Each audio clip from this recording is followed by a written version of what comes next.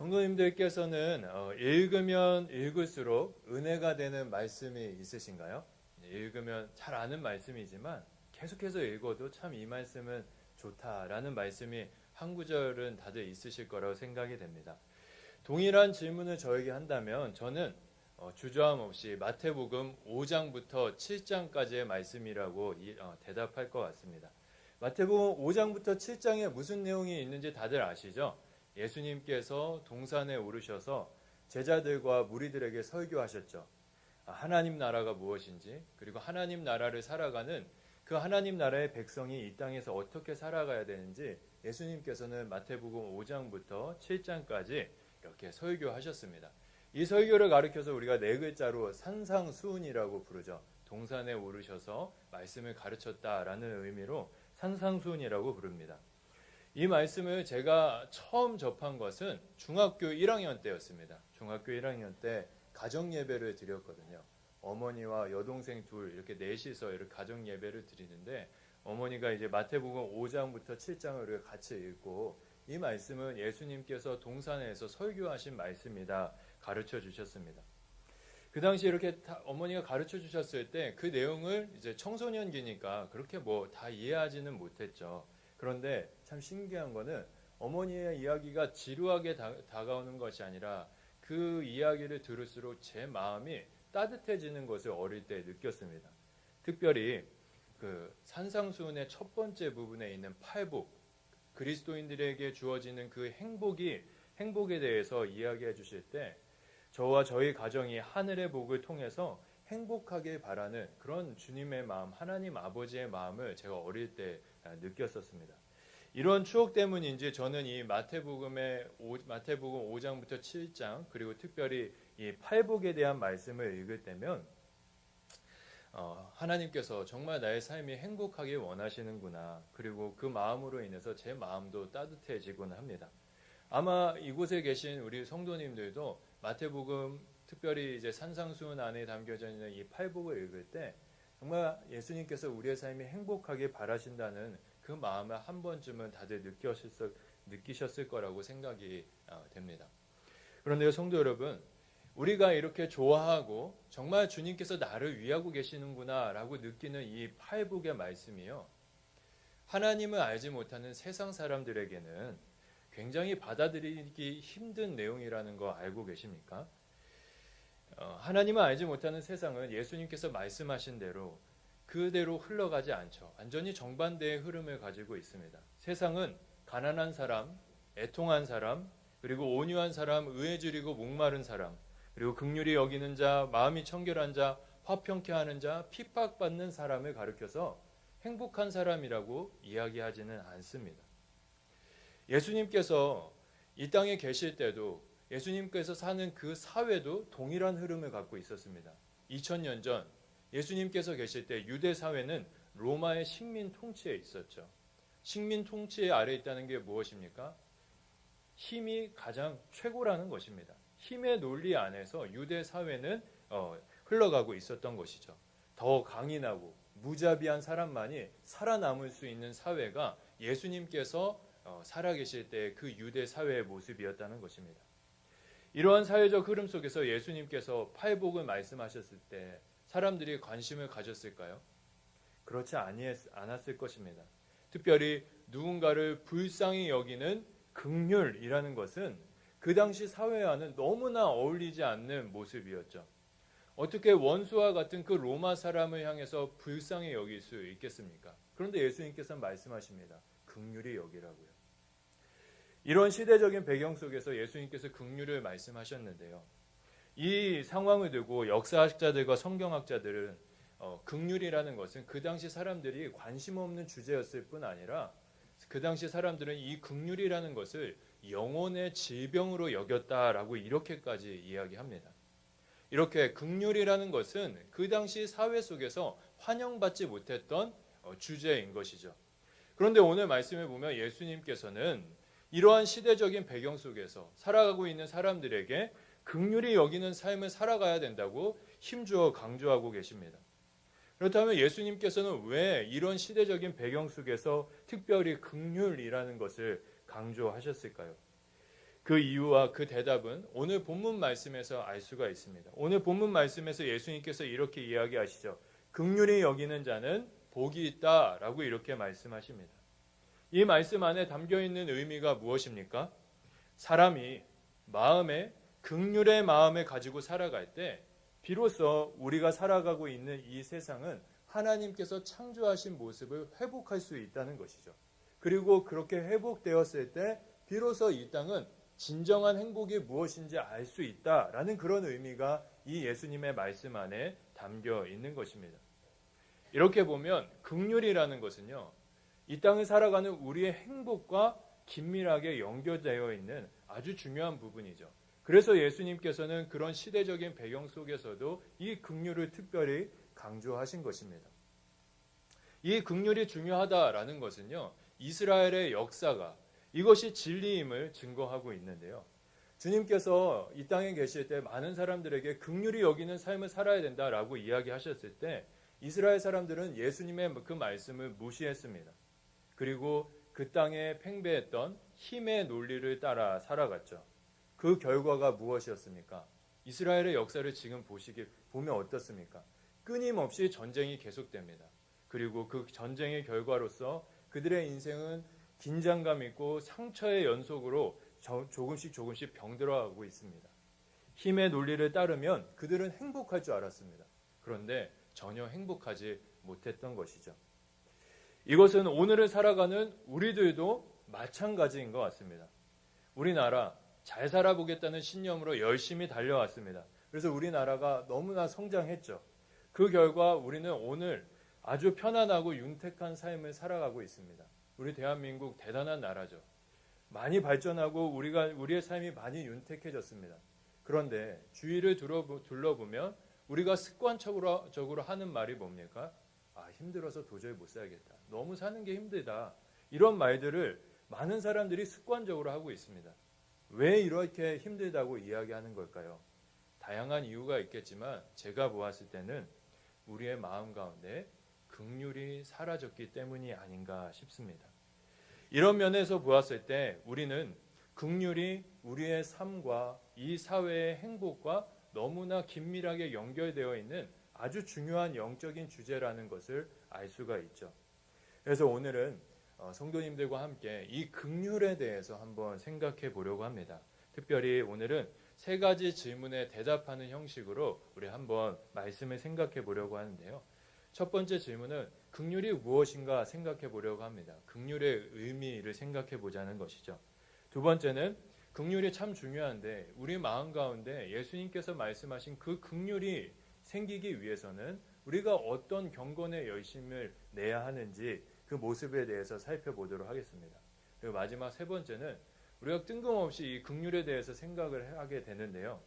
오늘 우리를 살아가는 우리들이 이 긍휼을 통해서 알 수 있는 하나님의 마음이 무엇인지 오늘 현재적인 긍휼의 의미를 우리가 한번 생각해 보려고 합니다.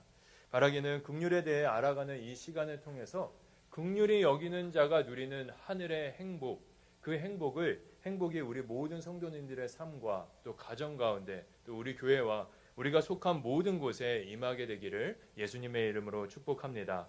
그러면 오늘 이 질문에 따라서 하나씩 오늘 말씀을 생각해 보도록 하겠습니다. 먼저는 긍휼이 무엇인지 한번 생각해 보겠습니다.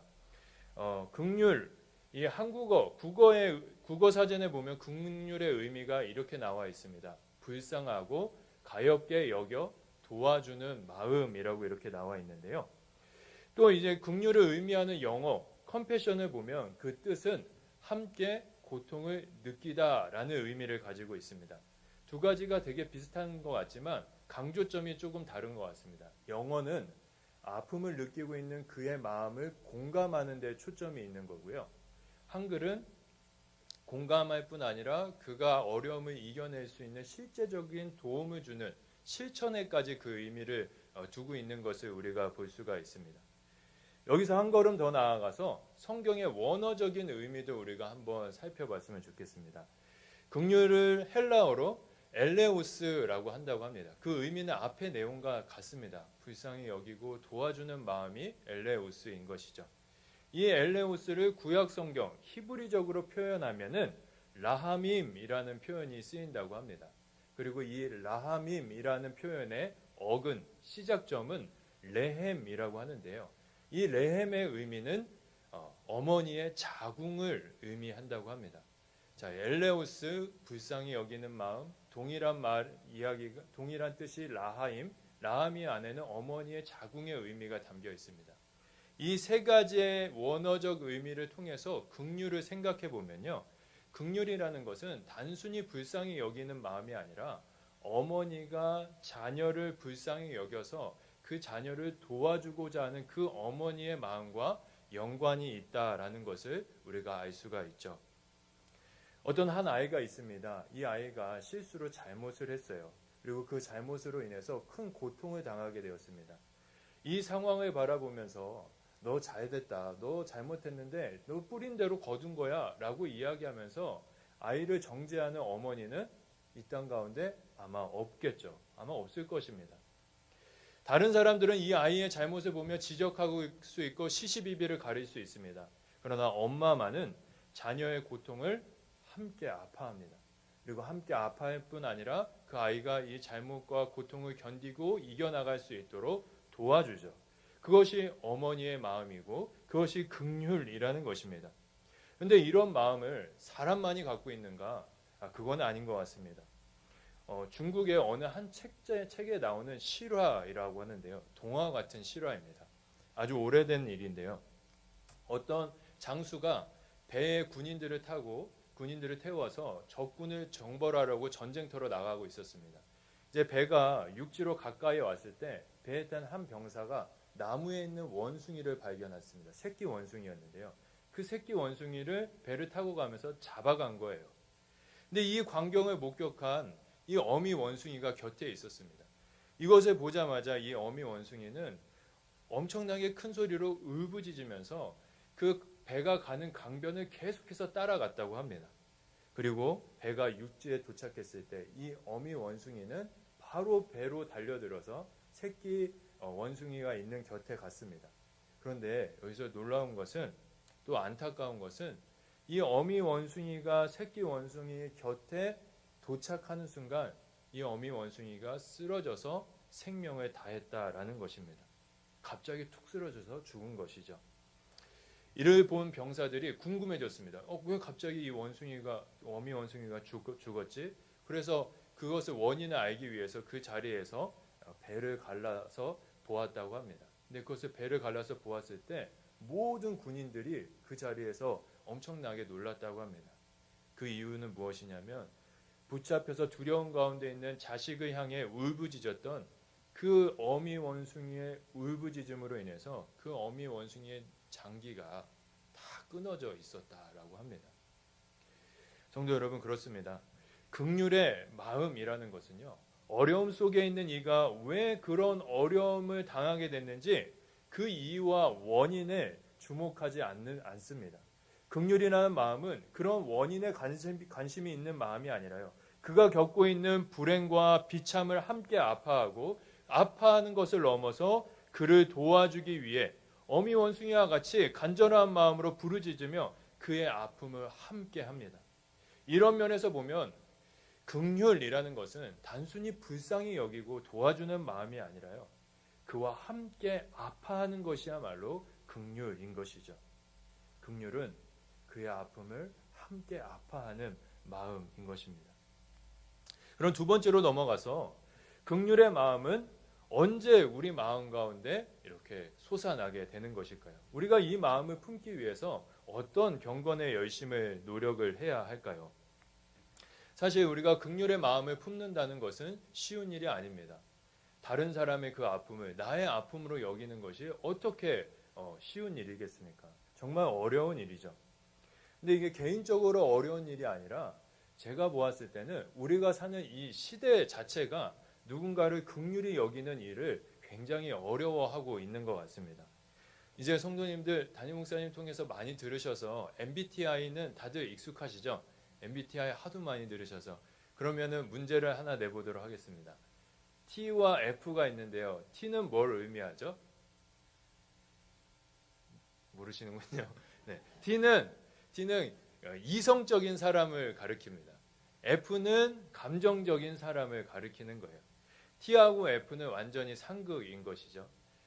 근데 요즘 우리가 살다 보면은 내 마음을 상대방이 공감을 못 해주는 그런 상황을 만날 때가 있잖아요.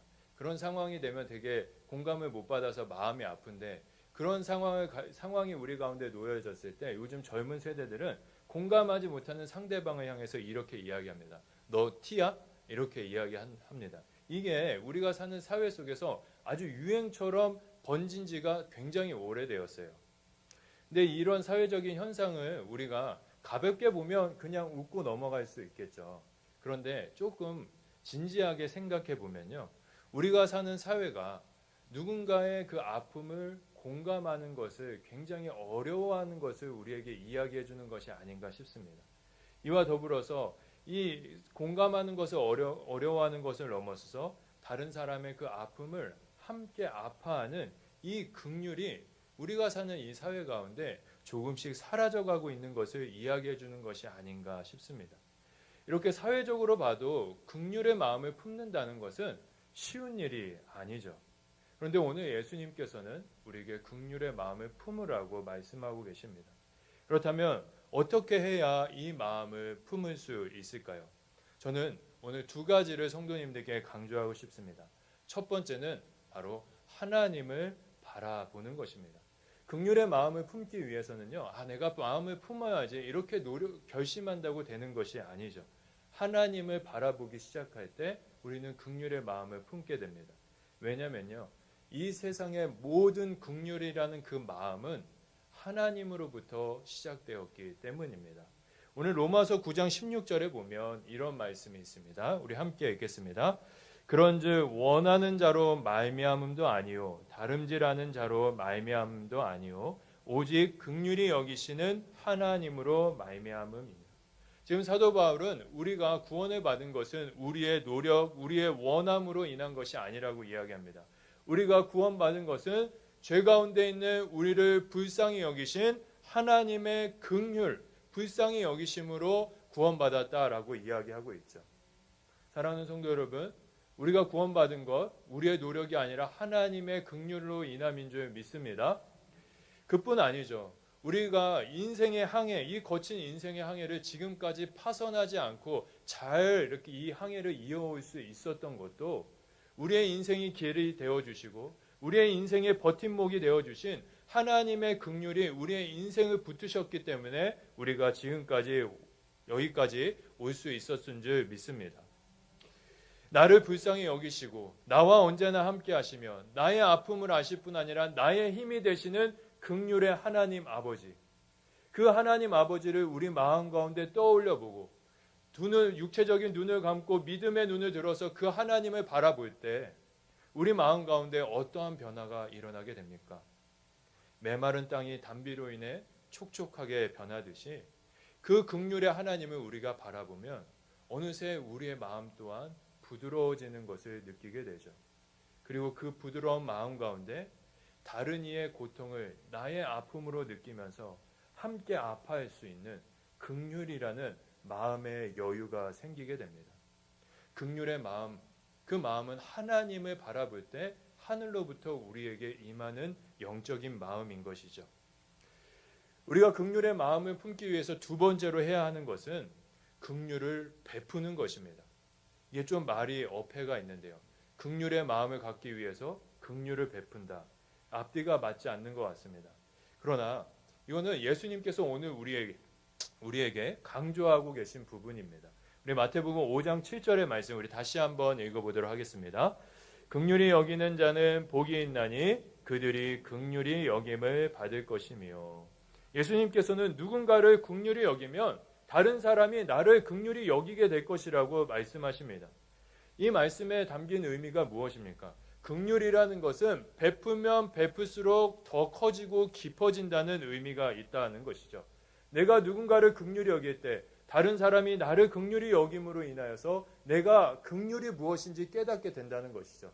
인간 간의 긍휼을 넘어서서 이렇게 긍휼을 베푸면 하나님이 죄인인 나를 얼마나 긍휼히 여기시는지도 또한 알 수 있게 됩니다.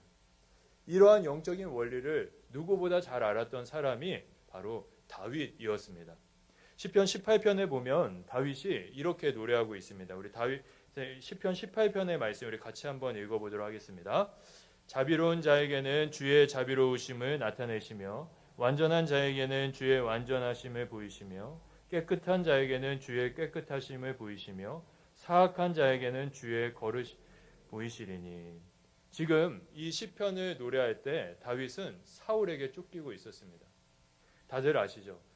다윗이 원수와 같은 사울을 어떻게 대했습니까? 그는 사울 왕을 끝까지 사랑했고 존경했습니다. 다른 말로 표현하면 다윗이 사울에게 긍휼을 베푼 것입니다. 다윗이 의지적으로 사울에게 긍휼을 베풀었을 때 그의 마음 가운데 깨달아지는 것이 있었습니다. 그것은 무엇이냐면 죄인인 다윗을 긍휼히 여기시는 그 하나님 아버지의 마음을 그가 깨달았습니다. 내가 누군가에게 자비를 베풀었더니 하나님께서 자신에게 자비를 베푸는 것을 그가 삶으로 경험했던 것이죠.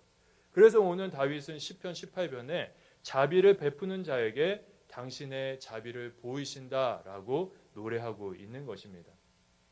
이런 다윗의 삶을 통해서 우리는 알 수가 있죠. 긍휼이라는 것은 베풀면 베풀수록 그 깊이가 깊어지고 커지는 신비로운 하나님의 마음이라는 것을 우리가 알 수가 있습니다. 그래서 우리가 긍휼의 마음을 품기 위해서는 역으로 긍휼을 베풀어야만 하는 것이죠. 자, 여기까지 우리가 두 가지를 살펴봤는데요. 마지막으로 세 번째로 넘어가서 긍휼히 여기라는 이 주님의 말씀을 통해서 2025년 12월을 살아가는 우리를 향한 하나님의 마음이 무엇인지 우리 한번 생각해 보았으면 좋겠습니다. 이 말씀을 통해서 주님께서 우리에게 말씀하시고 싶은 그 주님의 마음은 무엇일까요? 마태복음 10장을 보면 예수님께서 12 제자들을 부르시고 그 12명을 제자로 세우십니다. 그리고 그 10장 바로 앞에 보면요. 예수님께서 12 제자들을 세우게 되신 그 이유와 목적이 설명되는 내용이 나옵니다. 이 장면을 통해서 우리가 오늘을 향한 주님의 마음을 알 수가 있는데요. 예수님께서 그 제자들을 세우시기 전에 어떤 일이 있었는지 우리 마태복음 9장 36절부터 38절의 말씀 우리 한번 읽어보도록 하겠습니다. 무리를 보시고 불쌍히 여기시니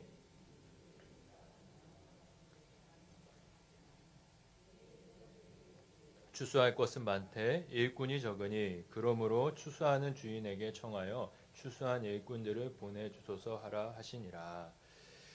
이 말씀을 하실 때 예수님 앞에는 질병과 인생의 질고로 인해서 고통 가운데 있는 수많은 사람들이 있었습니다.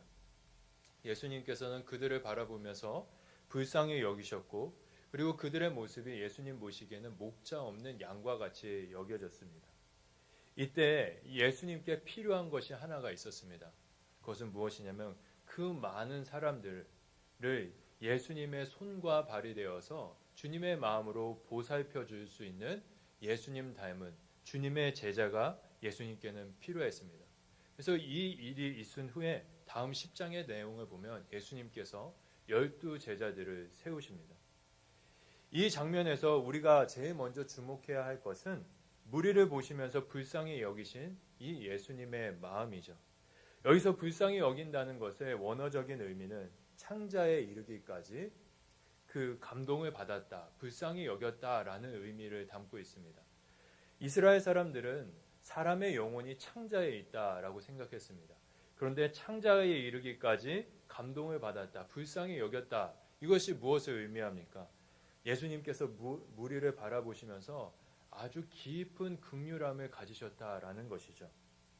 이 불쌍히 여기시는 예수님의 마음, 이 마음은 오늘도 이 세상을 향해서 동일합니다. 예수님께서는 예수님을 알지 못해서 죄 가운데 사망의 그늘 안에 살아가는 그 많은 이들과 인생의 질고, 재정적인 문제, 또 관계적인 문제, 질병의 문제, 내면의 그 문제로 괴로워하는 이들을 창자가 떨리기까지 지금도 불쌍히 여기고 계십니다. 이렇게 많은 이들을 불쌍히 여기신 예수님, 그 예수님은 이들의 아픔을 함께 아파하기 위해서 오늘 예배하고 있는 우리 한 사람 한 사람을 주님의 마음을 가진 주님의 제자, 그리스도인으로 우리들을 부르셨습니다. 여기에 오늘을 살아가는 우리를 향한 하나님의 마음이 담겨 있습니다. 사랑하는 성도 여러분, 주님께서는 오늘 우리가 무리를 불쌍히 여기시는 그 주님의 마음을 품고 죄와 인생의 질고로 인해 고통 가운데 있는 그들과 함께 아파하며 그들의 마음을 공감하는 긍휼의 사람으로 살아가기를 예수님께서는 원하고 계신다는 것이죠. 그리고 이러한 주님의 마음은 2025년의 마지막 한 달인 12월을 살아가는 우리를 향해서 특별한 도전을 주고 있습니다. 어느새 12월이 되었습니다. 성도 여러분, 한 해를 이제 감사로 이제 마무리하고 우리가 새해를 소망으로 맞이하는 시간이 우리 가운데 찾아왔는데요. 이런 의미에서 보면 한 해의 마지막인 12월은 감사와 소망으로 가득한 은혜의 시간이라고 할 수가 있겠죠. 그리고 이 12월에는 어떤 날이 있습니까? 우리를 구원하시기 위해 이 땅에 오신 예수님을 기억하는 성탄절이 있죠. 기쁨의 날이 12월이라는 것입니다. 그런데요, 성도 여러분, 빛이 있으면 우리의 삶 가운데 어둠이 있듯이 우리에게는 이 시간이 감사와 소망과 기쁨의 시간으로 다가올지 몰라도 다른 누군가에게는 절망과 좌절과 눈물로 보내는 어둠의 시간으로 다가올 수 있습니다. 어떻게든 이겨보려고 하지만 여전히 현실의 벽이 너무나 높고 갑작스럽게 찾아온 질병으로 인해서 하루를 버텨내기가 힘든 분들이 여전히 우리 곁에 계시죠. 이러한 인생의 어둠을 몰아낼 수 있는 하나의 빛이 있습니다. 그 빛이 무엇인 줄 아십니까? 오늘 우리가 함께 살펴보고 있는 긍휼입니다. 우리가 함께 그들과 아파할 때 그들의 절망은 감사로 변하게 될 줄 믿습니다. 우리가 그들과 함께 그들의 아픔을 함께할 때 그들의 좌절이 소망으로 변화될 줄 믿습니다. 이와 더불어 그들과 우리가 함께할 때 그들의 눈물이 기쁨으로 그들의 어둠이 빛으로 변화될 줄 믿습니다. 그래서 예수님께서 이 일을 위하여서 우리를 한 사람 한 사람을 오늘도 그리스도인으로 주님의 제자로서 부르고 계신 것이죠. 바라기는 우리를 긍휼의 사람으로 부르신 이 주님의 마음을 품고 이웃의 아픔, 우리 가족들의 아픔을 함께 아파함으로 이 세상의 빛으로 오신 그 예수님을 삶으로 증거하는 우리 모든 성도님들의 12월 한 달이 되기를 예수님의 이름으로 축복합니다. 이제 말씀을 맺도록 하겠습니다. 미국 대통령 중에 링컨 다들 아시죠? 링컨 좋아하시나요? 저는 개인적으로 이 인물을 되게 좋아하는데요. 링컨 하면 사람들 마음 가운데 가장 떠오르는 것 중 하나가 노예제도 폐지일 것입니다. 링컨이 정말 놀라운 일을 이루어낸 것인데요. 이 놀라운 일을 그가 성취하게 된 그 동기는 그가 어렸을 때 경험한 노예 시장으로부터 비롯됐다고 합니다. 그가 노예 시장을 가게 되었는데요. 흑인들이 백인 판매자와 구매자들 간의 비인격적인 그 흥정을 통해서 매매되는 것을 그가 어릴 때 보았습니다. 남편과 아내 그리고 부모와 자녀 가족들이 각각 다른 집으로 팔려서 가정이 완전히 찢어지는 것을 그 비참한 광경을 어린 링컨이 보게 된 것이죠. 그때 이 어린 링컨은 그 광경을 보면서 그 자리에서 생각했다고 합니다. 내가 저 흑인의 자리에 있다면 나는 어떤 대접을 받고 싶었을까? 링컨이 그 흑인 노예의 마음을 공감하고 그의 아픔을 긍휼히 여기기 시작한 것이죠. 그리고 결국 그는 흑인들도 자신처럼 백인들처럼 자유로워야 한다는 결론을 내리게 됩니다. 그리고 노예 해방 운동을 준비하고 결국에는 그 일을 이루어내게 되죠. 타인의 아픔에 나 자신을 세워서 함께 그와 아파했던 이 공감과 긍휼이 노예 해방 운동의 동기가 되었던 것입니다. 그렇습니다. 사랑하는 성도 여러분, 긍휼은 우리의 삶과 우리가 사는 이 세상을 더욱 행복하게 만드는 하나님 나라의 복입니다.